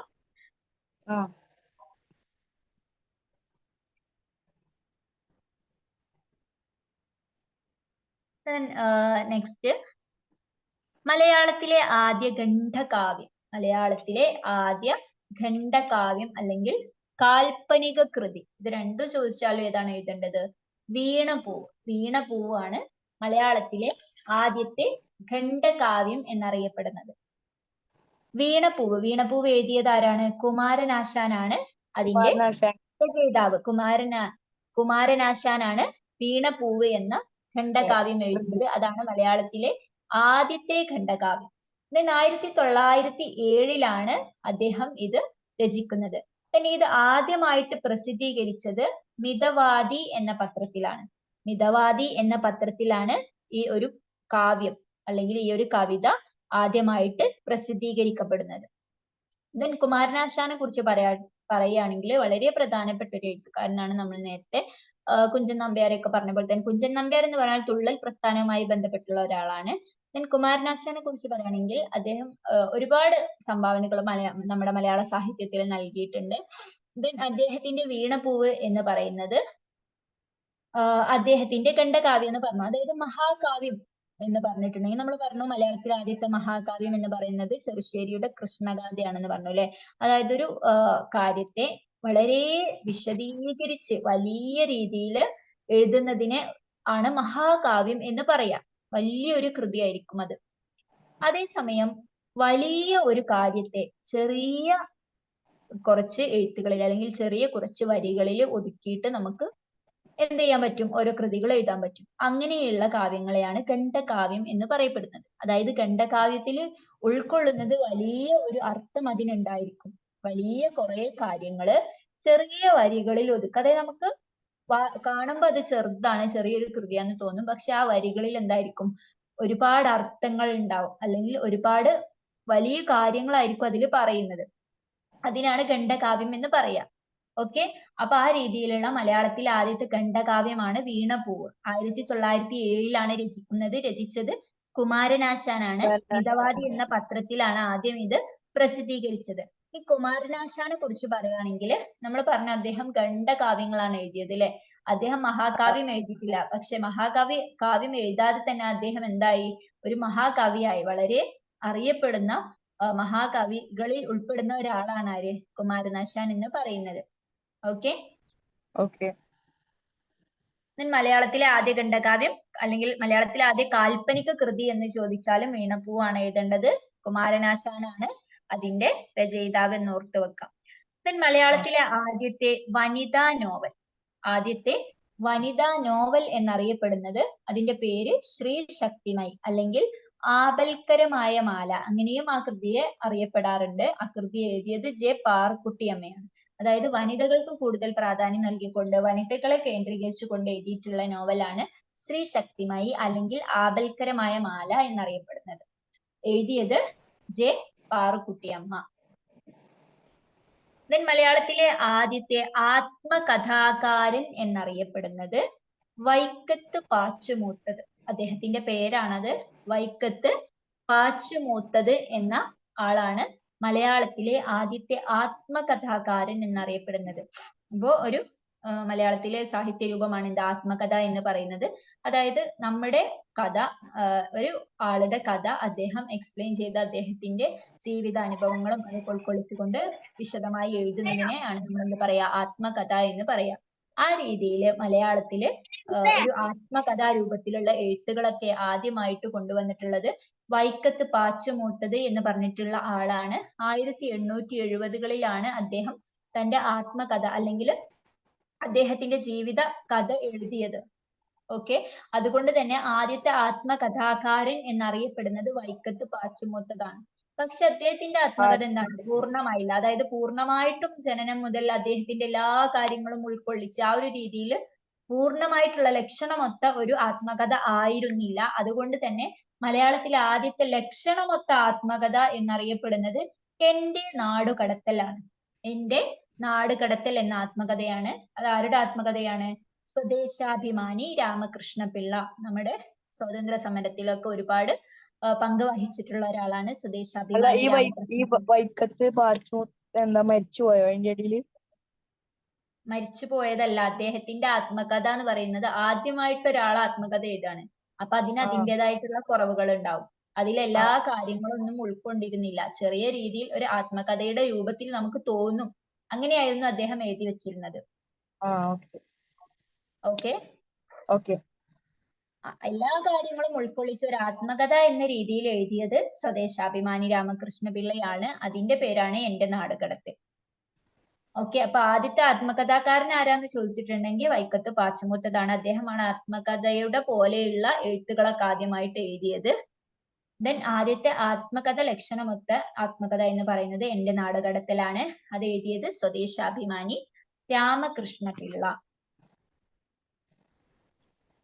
പച്ച മലയാള പ്രസ്ഥാനത്തിലെ ആദ്യ കൃതി. അപ്പൊ പച്ച മലയാള പ്രസ്ഥാനം എന്ന് പറഞ്ഞിട്ടുണ്ടെങ്കിൽ നമ്മൾ ഉപയോഗിക്കുന്ന മലയാളം അല്ല ശരിക്കുള്ള മലയാളം. മലയാളത്തിൻ്റെതായിട്ടുള്ള ഒരു രൂപമുണ്ട്. അതായത് ശരിയായ ശുദ്ധ മലയാളം എന്നൊക്കെ നമ്മൾ പറയും അല്ലെ, അതിനാണ് നമ്മൾ പച്ച മലയാളം എന്ന് പറയുന്നത്. അല്ലാതെ നമ്മൾ ഉപയോഗിക്കുന്ന പ്രാദേശികപരമായിട്ടുള്ള ആ ഭാഷക്കല്ല പച്ച മലയാളം എന്ന് പറയാ. പച്ച മലയാളം എന്ന് പറഞ്ഞിട്ടുണ്ടെങ്കിൽ മലയാളത്തിന്റെ ശുദ്ധമായ രൂപം, അതിനെയാണ് പച്ച മലയാളം എന്ന് പറയുന്നത്. അപ്പൊ ആ പച്ച മലയാള പ്രസ്ഥാനത്തിലെ ആദ്യ കൃതി എന്നറിയപ്പെടുന്നത് നല്ല ഭാഷ എന്ന കൃതിയാണ്. അപ്പൊ നമുക്ക് ആലോചിക്കുമ്പോൾ തന്നെ അറിയാം, ശുദ്ധ മലയാളം അല്ലെ, നല്ല ഒരു ഭാഷയാണത്.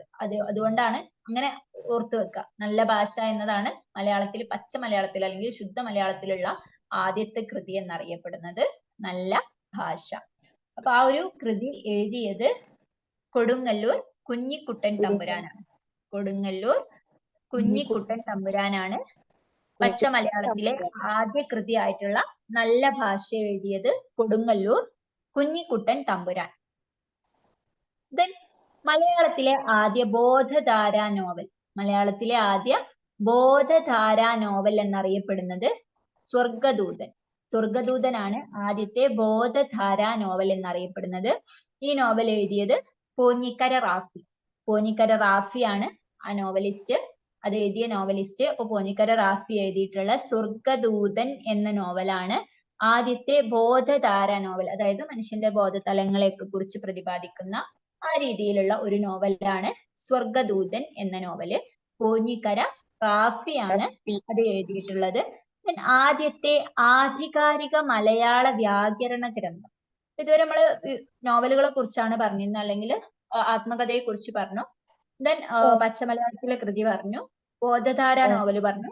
ഇനി ആധികാരിക മലയാള വ്യാകരണ ഗ്രന്ഥം. വ്യാകരണം എന്ന് പറയുന്നത് നമ്മൾ ഡിക്ഷണറി പറയില്ലേ, അതേപോലെ മലയാളത്തിലും മലയാളത്തിന്റെ ഗ്രാമർ എന്ന് പറഞ്ഞൊരു സംഭവമുണ്ട്.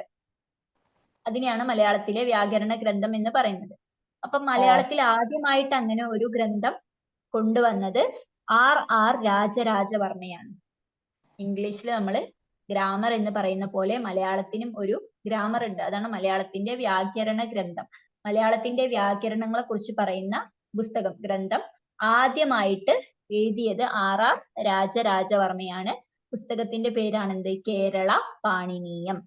കേരള പാണിനീയം എഴുതിയത് R രാജരാജവർമ്മ. ആദ്യത്തെ ആധികാരിക മലയാള വ്യാകരണ ഗ്രന്ഥം കേരള പാണിനീയം എഴുതിയത് R രാജരാജ രാജവർമ്മ. ഓക്കെ. അപ്പൊ ആദ്യത്തെ ആത്മകഥാകാരൻ വൈക്കത്ത് പാട്ടുമൂത്തതാണ്. ആദ്യത്തെ ലക്ഷണമൊത്ത ആത്മകഥ എന്ന് പറയുന്നത് എന്റെ നാട് കടത്തൽ, എഴുതിയത് സ്വദേശാഭിമാനി രാമകൃഷ്ണ പിള്ള. പച്ചമലയാള പ്രസ്ഥാനത്തിലെ ആദ്യത്തെ കൃതി എന്ന് പറയുന്നത് നല്ല ഭാഷയാണ്. അത് എഴുതിയത് കൊടുങ്ങല്ലൂർ കുഞ്ഞിക്കുട്ടൻ തമ്പുരാനാണ്. ആദ്യത്തെ ബോധധാര നോവൽ എന്ന് പറയുന്നത് സ്വർഗദൂതൻ, കോന്നിക്കര റാഫിയാണ് എഴുതിയത്. മലയാളത്തിലെ ആദ്യത്തെ വ്യാകരണ ഗ്രന്ഥം കേരള പാണിനീയം, എഴുതിയത് R Rajaraja Varma. Rajavarma. Okay. Then മലയാളത്തിലെ ആദ്യ ഗീതിക സമാഹാരം. സമാഹാരം എന്ന് പറഞ്ഞാല് ഒരു കൂട്ടം കൃതികളെ ഒന്നിച്ച് ബൈൻഡ് ചെയ്ത് അല്ലെങ്കിൽ ഒന്നിച്ചു കൂട്ടിയിട്ടാണ് നമ്മൾ ഒരു സമാഹാരം എന്ന് പറയാ. അപ്പൊ ആദ്യത്തെ ഗീതിക സമാഹാരം എന്ന് പറഞ്ഞിട്ടുണ്ടെങ്കിൽ ഒരുപാട് ഗീതങ്ങൾ, ഓക്കെ, ഒരുപാട് ഗീതങ്ങൾ കൂട്ടിച്ചേർത്തുണ്ടാക്കിയിട്ടുള്ള ഒരു സമാഹാരമാണ് ഗീതിക സമാഹാരം എന്ന് പറയുന്നത്. അപ്പൊ മലയാളത്തിലെ ആദ്യ ഗീതിക സമാഹാരം എന്ന് പറയുന്നത് വെള്ളി നക്ഷത്രമാണ്. വെള്ളി നക്ഷത്രം എന്ന ഗീത സമാഹാരം എഴുതിയത് MP അപ്പനാണ്. MP അപ്പന്റെ വെള്ളി നക്ഷത്രം എന്ന സമാഹാരമാണ് അല്ലെങ്കിൽ എന്ന പുസ്തകമാണ് മലയാളത്തിലെ ആദ്യത്തെ ഗീതിക സമാഹാരം എന്നറിയപ്പെടുന്നത്. അപ്പൊ വെള്ളി നക്ഷത്രം എന്ന് പറയുന്നത് എന്താണ്? ഒരുപാട് ഗീതങ്ങൾ കൂടിച്ചേർന്നിട്ടുള്ള ഒരു ഗീതിക സമാഹാരമാണ്. അങ്ങനെ ചോദിക്കാറുണ്ട് കേട്ടോ. അതായത് വെള്ളി നക്ഷത്രം എന്ന കൃതി ചുവടെയുള്ളവയിൽ ഏത് വിഭാഗത്തിൽപ്പെടുന്നു? എന്നിട്ട് എന്ത് കൊടുക്കും? നോവല്, കവിത, ഗീതിക സമാഹാരം, അങ്ങനെയൊക്കെ കൊടുക്കാം. അപ്പൊ അതൊരു ഗീതിക സമാഹാരമാണെന്ന് ഓർത്തു വെക്കാം. ദെൻ ആദ്യത്തെ മലയാള അറബിക് കൃതി എന്ന് പറയുന്നത് മുഹിയുദ്ദീൻ മാലയാണ്. നമ്മൾ കേട്ടിട്ടുണ്ടാവും അല്ലെ? അപ്പൊ കാസി മുഹമ്മദ് ആണ് മുഹിയുദ്ദീൻ മാല രചിക്കുന്നത്. അപ്പൊ മുഹിയുദ്ദീൻ മാല എന്ന കൃതി അറബിക് അല്ലെങ്കിൽ മലയാളത്തിലെ ഇസ്ലാമിക് ചരിത്രത്തിലൊക്കെ ഇമ്പോർട്ടന്റ് ആയിട്ടുള്ള ഒരു കൃതിയാണ് മുഹിയുദ്ദീൻ മാല എന്ന് പറയുന്നത്. നമുക്കറിയാം നമ്മുടെ യൂറോപ്യൻസ് നമ്മുടെ കേരളത്തിൽ ഇന്ത്യയിലൊക്കെ വന്നിരുന്നു എന്ന് പറഞ്ഞില്ലേ? അപ്പൊ അതിനു മുമ്പ് ഇന്ത്യയിലെ കച്ചവട കാര്യങ്ങളൊക്കെ നിയന്ത്രിച്ചിരുന്നു അല്ലെങ്കിൽ അതിലൊക്കെ ഇടപെട്ടിരുന്ന ഒരു വിഭാഗം ആണ് എന്ത്? അറബിക്സ് എന്ന് പറയുന്നത്, അറബികൾ എന്ന് പറയുന്നത്. ഓക്കെ, അറബികൾ കോഴിക്കോട് സാമൂതിരിയുമായിട്ടൊക്കെ വ്യാപാരം നടത്തിയിരുന്നു. അപ്പൊ അവരിവിടെ വന്ന സമയത്ത് അവരുടേതായിട്ടുള്ള സംഭാവനകൾ നമ്മുടെ സാഹിത്യത്തിലും വന്നിട്ടുണ്ടാവും. നമ്മുടെ ഭാഷയിൽ നമ്മൾ അറബിക് പദങ്ങൾ ഉപയോഗിക്കുന്നുണ്ട്. ഇപ്പൊ ബാക്കി എന്നുള്ളതൊക്കെ അറബിയിലൊക്കെ ഉള്ള വേർഡാണ്. അപ്പൊ അതുപോലെ നമ്മുടെ സാഹിത്യത്തിൽ അവര് സംഭാവന നൽകിയിട്ടുണ്ട്. അപ്പൊ മലയാളവും അറബിക്കും കൂടി ചേർന്നിട്ടുള്ള ആദ്യത്തെ കൃതിയാണ് മുഹിയുദ്ദീൻ മാല എന്ന് പറയുന്നത്. അതിൽ മലയാളവും ഉണ്ട്, അറബിയും ഉണ്ട്. മുഹിയുദ്ദീൻ മാല രചിക്കുന്നത് കാസി മുഹമ്മദ് ആണ്. കാസി മുഹമ്മദ് ആണ് മുഹിയുദ്ദീൻ മാല രചിച്ചത്. ദെൻ മലയാളത്തിൽ ലഭ്യമായിട്ടുള്ള ഏറ്റവും പുരാതന ലിഖിതം. ഓക്കെ, മലയാള ഭാഷയിൽ നമുക്ക് ലഭ്യമായിട്ടുള്ള അല്ലെങ്കിൽ കിട്ടിയിട്ടുള്ള ഏറ്റവും പുരാതനമായിട്ടുള്ള ലിഖിതം എന്ന് പറയുന്നത് അല്ലെങ്കിൽ എഴുത്ത് എന്ന് പറയുന്നത് വാഴപ്പള്ളി ശാസനമാണ്. AD 830 അത്രയും പഴക്കമുണ്ട്, അത്രയും മുമ്പുള്ള ഒരു ലിഖിതമാണ് അല്ലെങ്കിൽ എഴുത്താണ് വാഴപ്പള്ളി ശാസനം എന്ന് പറയുന്നത്. ദെൻ ആ ഒരു എഴുത്ത് പുറത്തിറക്കിയത് രാജശേഖരവർമ്മൻ എന്ന ആളാണ്. രാജശേഖരവർമ്മനാണ് ആ എഴുത്തിനെ പുറത്തിറക്കിയത്. അപ്പൊ മലയാളത്തിൽ ലഭ്യമായിട്ടുള്ള ഏറ്റവും പുരാതന ലിഖിതം ഏതെന്ന് ചോദിച്ചിട്ടുണ്ടെങ്കിൽ അത് വാഴപ്പള്ളി ശാസനമാണ്. വാഴപ്പള്ളി ശാസനം പുറത്തിറക്കിയത് രാജശേഖരവർമ്മൻ. രാജശേഖരവർമ്മൻ AD 830 ഈ ഒരു ലിഖിതം കണ്ടെത്തുന്നത് അല്ലെങ്കിൽ പുറത്തിറക്കുന്നത്. ദെൻ മലയാളത്തിലെ ആദ്യ നിഘണ്ടു അല്ലെങ്കിൽ ആദ്യ വ്യാകരണ ഗ്രന്ഥം നമ്മൾ നേരത്തെ പറഞ്ഞിരുന്നു, കേരള പാണിനീയം എന്നില്ലേ? അത് ആദ്യത്തെ ആധികാരിക മലയാള വ്യാകരണ ഗ്രന്ഥാണ്. ആധികാരിക മലയാള വ്യാകരണം ഉൾക്കൊള്ളുന്ന ഗ്രന്ഥമാണ് കേരള പാണിനീയം. ദെൻ ഇവിടെ പറയുന്നത് ആദ്യത്തെ നിഘണ്ടു ആണ്. നിഘണ്ടു എന്ന് പറഞ്ഞാല് ഡിക്ഷണറി, അതായത് അതില് എന്താണ് വാക്കുകളും അതിന്റെ മീനിങ്ങുകളും അത് മാത്രം ഉൾക്കൊള്ളുന്നതാണ് നിഘണ്ടു എന്ന് പറയുന്നത്. ദെൻ മലയാളത്തിലെ ആദ്യത്തെ നിഘണ്ടു അല്ലെങ്കിൽ വ്യാകരണ ഗ്രന്ഥം എന്നിവയുടെ കർത്താവ് എന്ന് പറയുന്നത് അല്ലെങ്കിൽ ആദ്യമായിട്ട് മലയാളത്തിലെ നിഘണ്ടു വ്യാകരണ ഗ്രന്ഥങ്ങളൊക്കെ എഴുതിയ ആളുടെ പേരാണ് ഹെർമൻ ഗുണ്ടർട്ട്. ഇമ്പോർട്ടന്റ് ആണ്, അദ്ദേഹത്തിന്റെ പേര് ഓർത്തു വെക്കുക. മലയാളത്തിൽ ആദ്യ നിഘണ്ടു വ്യാകരണ ഗ്രന്ഥം എന്നിവയുടെ കർത്താവ് ഹെർമൻ ഗുണ്ടർട്ടാണ്. അപ്പൊ മലയാളത്തിന്റെ ഭാഷ പരിഭാഷപ്പെടുത്തുന്നതിലും അല്ലെങ്കിൽ അതിന്റെ ഡിക്ഷണറികളോ നിഘണ്ടുകളൊക്കെ ഉണ്ടാക്കുന്നതിലും വളരെ പങ്കുവഹിച്ചിട്ടുള്ള ഒരാളാണ് ഹെർമൻ ഗുണ്ടർട്ടെ എന്ന് പറയുന്നത്. ആദ്യത്തെ ആധികാരിക മലയാള വ്യാകരണ ഗ്രന്ഥം, മലയാള വ്യാകരണം ഉൾക്കൊള്ളുന്ന ആദ്യത്തെ പുസ്തകം ഏതാണെന്ന് ചോദിച്ചിട്ടുണ്ടെങ്കിൽ അത് കേരള പാണിനീയമാണ്. കേരള പാണിനീയം. പാണിനീയം. ഓക്കെ. ദെൻ സർവഗുണങ്ങളും തികഞ്ഞ ആദ്യ ആട്ടക്കഥയായി അംഗീകരിക്കുന്നത്. അപ്പൊ ആട്ടക്കഥ എന്താണ്? മറ്റൊരു സാഹിത്യ രൂപമാണ്. ഇപ്പോ കഥകളിനെ കുറിച്ചുള്ള ക്ലാസ് കേട്ടവർക്ക് അറിയുന്നുണ്ടാവും. നമ്മള് കഥകളി എന്ന് പറയുന്നത് കേരളത്തിലെ പ്രധാനപ്പെട്ട ഒരു കലയാണെന്ന് പറഞ്ഞു. അപ്പൊ കഥകളിയുടെ സാഹിത്യ രൂപമാണ് ഈ ആട്ടക്കഥ എന്ന് പറയുന്നത്. അതായത് കഥകളി എന്ന് പറയുന്നത് അതിലെന്താണ്, ഒരു കഥയാണ് അവതരിപ്പിക്കുന്നത്. ഒരു നൃത്തത്തിലൂടെ അല്ലെങ്കിൽ ഒരു കലാരൂപത്തിലൂടെ ഒരു കഥയാണ് അതിലൂടെ അവതരിപ്പിക്കുന്നത്. അപ്പോ ഈ ആട്ടക്കഥകളെ അടിസ്ഥാനമാക്കിയിട്ടാണ് ഈ കഥകളി ഉണ്ടാവുക. അതായത് ആട്ടക്കഥകൾ വിവിധ കഥാകാരന്മാർ എഴുതിയിട്ടുള്ള കഥകളാണ്. ആ കഥകളുടെ ഉള്ളിലെ കഥ എന്താണോ, അതിന്റെ ഉള്ളടക്കം എന്താണോ, ആ കഥയാണ് കഥകളിയിലൂടെ അവതരിപ്പിക്കുന്നത്. ഓക്കെ. അപ്പൊ ആദ്യമായിട്ട് സർവ്വഗുണങ്ങളും തികഞ്ഞ ആദ്യ ആട്ടക്കഥയായി അംഗീകരിക്കുന്നത് നളചരിതം ആട്ടക്കഥയാണ്. അറിയപ്പെടുന്നതിൽ വെച്ച് ഏറ്റവും ആദ്യം എഴുതിയിട്ടുള്ള ആട്ടക്കഥയാണ് നളചരിതം ആട്ടക്കഥ. നളചരിതം ആട്ടക്കഥ എഴുതിയിട്ടുള്ളത് ഉണ്ണായി വാര്യരാണ്. ഉണ്ണായി വാര്യർ. കേരള ശാകുന്തളം എന്നറിയപ്പെടുന്നു. ഓക്കെ. ഉണ്ണായി വാര്യരുടെ നളചരിതം ആട്ടക്കഥ എന്ത് പേരിൽ അറിയപ്പെടുന്നു? കേരള ശാകുന്തളം. അതായത് സർവഗുണങ്ങളും തികഞ്ഞ ആദ്യ ആട്ടക്കഥയായി അംഗീകരിക്കുന്നത് നളചരിതം ആട്ടക്കഥയാണ്. അപ്പൊ ആട്ടക്കഥ എന്താണെന്ന് ഓർത്തു വെക്കുക. അതായത് ഈ ഒരു കഥകളിയുടെ സാഹിത്യ രൂപത്തെയാണ് നമ്മൾ ആട്ടക്കഥ എന്ന് അറിയപ്പെടുന്നത്. അപ്പൊ ആദ്യത്തെ സർവഗുണങ്ങളും തികഞ്ഞ ആട്ടക്കഥ എന്ന് പറയുന്നത് നളചരിതം ആട്ടക്കഥയാണ്. ദെൻ കേരള ശാകുന്തളം എന്നറിയപ്പെടുന്നു. ഇനി മലയാളത്തിലെ ആദ്യത്തെ നാടകം, നമ്മൾ മലയാളത്തിലെ ആദ്യത്തെ രാഷ്ട്രീയ നാടകം എന്നാന്ന് പറഞ്ഞിരുന്നു അല്ലെ? അതേതാ? ഏതാണ് മലയാളത്തിലെ ആദ്യത്തെ രാഷ്ട്രീയ നാടകം? രാഷ്ട്രീയ നാടകം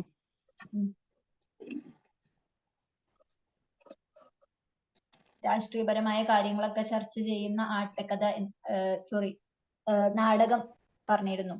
ഓർമ്മയുണ്ടോ? ഏതാ?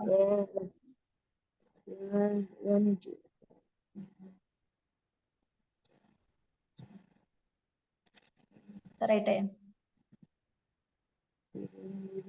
പാട്ടബാക്കി. പാട്ടബാക്കി. മലയാളത്തിലെ ആദ്യത്തെ രാഷ്ട്രീയ നാടകമാണ് പാട്ടബാക്കി. പാട്ടബാക്കി എഴുതിയത് കെ ദാമോദരൻ. കെ ദാമോദരനാണ് പാട്ടബാക്കി എന്ന രാഷ്ട്രീയ നാടകം എഴുതിയത്. അത് മലയാളത്തിലെ ആദ്യത്തെ രാഷ്ട്രീയ നാടകമാണ്. നമ്മളിവിടെ പറയുന്നത് എന്താണ്? മലയാളത്തിലെ ആദ്യത്തെ നാടകം. ഓക്കെ. മലയാളത്തിലെ ആദ്യത്തെ നാടകം ഏതെന്ന് ചോദിച്ചിട്ടുണ്ടെങ്കിൽ ആ നാടകത്തിന്റെ പേരാണ് ആൾമാറാട്ടം. ആൾമാറാട്ടം എന്ന നാടകം എഴുതിയത് ഉമ്മൻ ഫിലിപ്പോസ് ആണ്. ഉമ്മൻ ഫിലിപ്പോസ് എന്നാണ് ആ നാടകം എഴുതിയ ആളുടെ പേര്.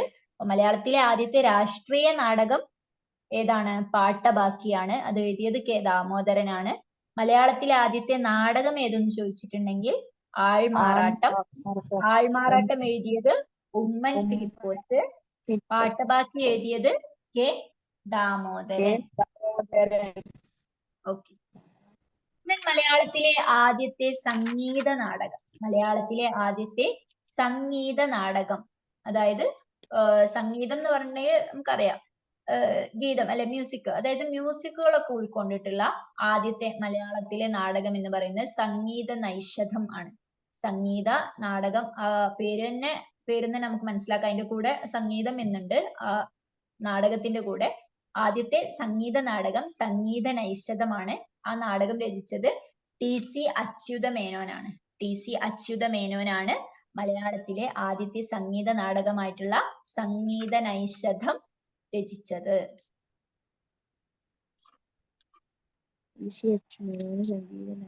ഓക്കെ. ഇപ്പൊ പറഞ്ഞ കാര്യങ്ങൾ ഒന്നുകൂടി പറയാം. മലയാളത്തിലെ ആദ്യത്തെ ഗീതികാ സമാഹാരം, കുറെ ഗീതങ്ങൾ ഉൾക്കൊണ്ടിട്ടുള്ള സമാഹാരമാണ് ഗീതികാ സമാഹാരം എന്ന് പറഞ്ഞു. അത് വെള്ളി നക്ഷത്രമാണ്. MP അപ്പനാണ് അത് എഴുതിയത്. മലയാളത്തിലെ ആദ്യത്തെ മലയാളം അറബിക് രണ്ടും കൂടി ചേർന്നിട്ടുള്ള കൃതി മുഹീദ്ദീൻ മാലയാണ്. കാസി മുഹമ്മദ് ആണ് അത് രചിച്ചത്. മലയാളത്തിൽ ലഭ്യമായിട്ടുള്ള ഏറ്റവും പുരാതന ലിഖിതം എന്നറിയപ്പെടുന്നത് വാഴപ്പള്ളി ശാസനമാണ്. AD 830 അത് എഴുതപ്പെട്ടിട്ടുള്ളത്. അത് കണ്ടെത്തിയത് അല്ലെങ്കിൽ പുറത്തിറക്കിയത് രാജശേഖര വർമ്മനാണ്. ദെൻ മലയാളത്തിലെ ആദ്യത്തെ നിഘണ്ടു, വ്യാകരണ ഗ്രന്ഥം, നിഘണ്ടു ഇവയുടെയൊക്കെ കർത്താവ് അല്ലെങ്കിൽ അതൊക്കെ എഴുതിയത് ആരാണ്? ഹെർമൻ ഗുണ്ടർട്ടാണ്. മലയാളത്തിലെ ആധികാരികമായ ആദ്യ വ്യാകരണ ഗ്രന്ഥം ഏതാണ് അല്ലെങ്കിൽ ആ പുസ്തകം ഏതാണെന്ന് ചോദിച്ചിട്ടുണ്ടെങ്കിൽ കേരള പാണിനീയമാണ്. അപ്പൊ മലയാള ഭാഷയുമായി ബന്ധപ്പെട്ടിട്ടുള്ള നിഘണ്ടു, ഡിക്ഷണറി, നിഘണ്ടു എന്ന് പറഞ്ഞിട്ടുണ്ടെങ്കിൽ ഡിക്ഷണറിയുടെ മലയാളമാണ് കേട്ടോ. വ്യാകരണ ഗ്രന്ഥമൊക്കെ എഴുതിയിട്ടുള്ള ആളാണ് Hermann Gundert. Hermann Gundert. Then സർവഗുണങ്ങളും തികഞ്ഞ ആദ്യ ആട്ടക്കഥയായി അംഗീകരിക്കുന്നത്, ആദ്യത്തെ ആട്ടക്കഥയായിട്ട് അംഗീകരിക്കുന്നത് നളചരിതം ആട്ടക്കഥയാണ്. നളചരിതം ആട്ടക്കഥ എഴുതിയത് ഉണ്ണായി വാര്യരാണ്. ഉണ്ണായി വാര്യർ. കേരള ശാകുന്തളം എന്നറിയപ്പെടുന്നു. ഈ കേരള ശാകുന്തളം എന്നറിയപ്പെടുന്നത് ഉണ്ണായി വാര്യരെയാണ് കേട്ടോ. അദ്ദേഹത്തിന്റെ ആട്ടക്കഥയല്ല. നേരത്തെ അത് അങ്ങനെ പറഞ്ഞു തോന്നുന്നു. അദ്ദേഹം എഴുതിയ ആട്ടക്കഥ നളചരിതം ആട്ടക്കഥ, എഴുതിയത് ഉണ്ണായി വാര്യർ. ഉണ്ണായി വാര്യരെ അറിയപ്പെടുന്ന പേരാണ് കേരളത്തിന്റെ കേരള ശാകുന്തളം എന്ന്. അദ്ദേഹത്തെ അങ്ങനെ വിളിച്ചത് അല്ലെങ്കിൽ ആ ഒരു പേരില് അദ്ദേഹത്തെ പറഞ്ഞത് ജോസഫ് മുണ്ടശ്ശേരി എന്ന ആളാണ്. ജോസഫ് മുണ്ടശ്ശേരി.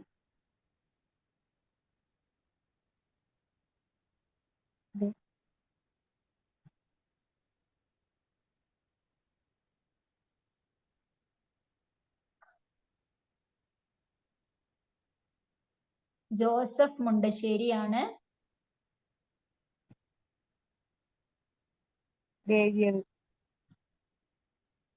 എഴുതിയതല്ല.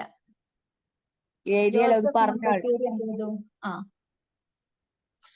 ഉണ്ണായി വാര്യരെ അങ്ങനെ വിളിച്ച ആള് കേരള ശാകുന്തളം എന്ന് വിളിച്ചു.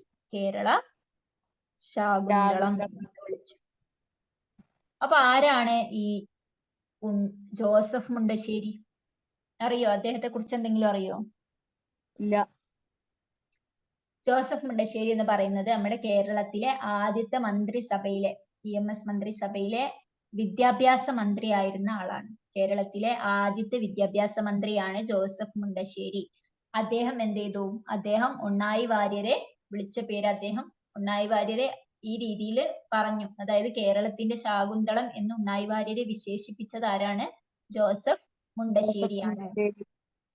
ഉണ്ണായി വാര്യർ ആരാണ്? നളചരിതം ആട്ടക്കഥ, അതായത് അറിയപ്പെടുന്നതിൽ വെച്ച് ലക്ഷണമൊത്ത ഏറ്റവും ആദ്യത്തെ ആട്ടക്കഥയായിട്ട് കരുതപ്പെടുന്നത് നളചരിതം ആട്ടക്കഥയാണ്. നളചരിതം ആട്ടക്കഥ എഴുതിയതാണ് ഉണ്ണായി വാര്യര്. ഉണ്ണായി വാര്യരെ ജോസഫ് മുണ്ടശ്ശേരി വിളിച്ച പേരാണെങ്കിൽ കേരള ശാകുന്തളം. ജോസഫ് മുണ്ടശ്ശേരി പറയുന്നത് കേരളത്തിലെ ആദ്യത്തെ വിദ്യാഭ്യാസ മന്ത്രി. ഇനി ഉണ്ണായി വാര്യരുടെ ഒരു സ്മാരകമൊക്കെ ഉണ്ട് കേട്ടോ, ഇരിങ്ങാലക്കുട, തൃശ്ശൂരിലെ ഇരിങ്ങാലക്കുട എന്ന് പറഞ്ഞ സ്ഥലത്ത് ഉണ്ണായി വാര്യരുടെ ഒരു സ്മാരകം സ്ഥിതി ചെയ്യുന്നുണ്ട്. കേരളത്തിലെ പ്രധാനപ്പെട്ട ഒരു കലാകാരനാണ് ഈ ഒരു ഉണ്ണായി വാര്യർ എന്ന് പറയുന്നത്. മലയാളത്തിലെ ആദ്യ നാടകം ആൾമാറാട്ടം. ആൾമാറാട്ടം. ആദ്യത്തെ രാഷ്ട്രീയ നാടകം ഏതായിരുന്നു? പാട്ടബാക്കി. പാട്ടബാക്കി. പാട്ടബാക്കി എഴുതിയത് ആരാണ്?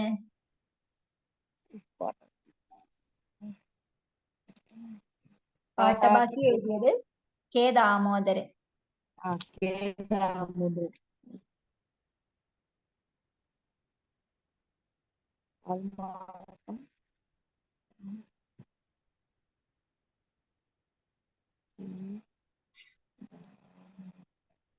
ആദ്യത്തെ നാടകം എന്ന് പറയുന്നത്, ആദ്യത്തെ നാടകം ആൾമാറാട്ടം. ആൾമാറാട്ടം.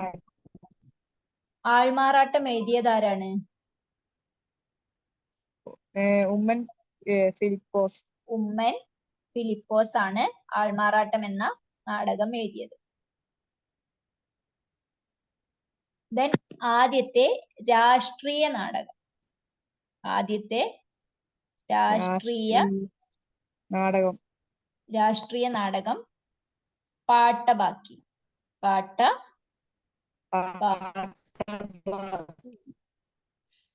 ദെൻ പാട്ടബാക്കി എഴുതിയത് ആരാണ്? K K Damodaran. ദാമോദരൻ. ഇപ്പൊ ഇത് രണ്ടും ഇങ്ങനെ കമ്പയർ ചെയ്ത് പഠിക്കട്ടോ, അപ്പൊ നമുക്ക് മാറിപ്പോവില്ല. ആദ്യത്തെ നാടകം ആൾമാറാട്ടം എഴുതിയത് ഉമ്മൻ ഫിലിപ്പോസ്. ആദ്യത്തെ രാഷ്ട്രീയ നാടകം പാട്ടബാക്കി, അത് എഴുതിയത് കെ ദാമോദരൻ. ദെൻ മലയാളത്തിലെ ആദ്യത്തെ സംഗീത നാടകം സംഗീത നൈഷധം, അത് എഴുതിയത് TC അച്യുതമേനോൻ. അപ്പൊ ഇത്രയും കാര്യങ്ങളാണ് ഈ ഒരു ഭാഗത്തുനിന്ന് പ്രധാനമായിട്ടും പറയാനുള്ളത്. മാത്രമൊന്നല്ല, മലയാള സാഹിത്യം എന്ന് പറഞ്ഞാൽ വളരെ വിശാലമാണ്, ഒരുപാട് കാര്യങ്ങൾ പറയാനുണ്ട്, വളരെ ഇമ്പോർട്ടന്റ് ആയിട്ടുള്ള നമ്മൾ എന്തായാലും അറിഞ്ഞിരിക്കേണ്ട കുറച്ച് കാര്യങ്ങളാണ് ഇന്നത്തെ ക്ലാസ്സിൽ ഡിസ്കസ് ചെയ്തത്. അപ്പൊ ഓക്കെ, താങ്ക് യു. എന്തെങ്കിലും സംശയം ഉണ്ടെങ്കിൽ ചോദിക്കാം.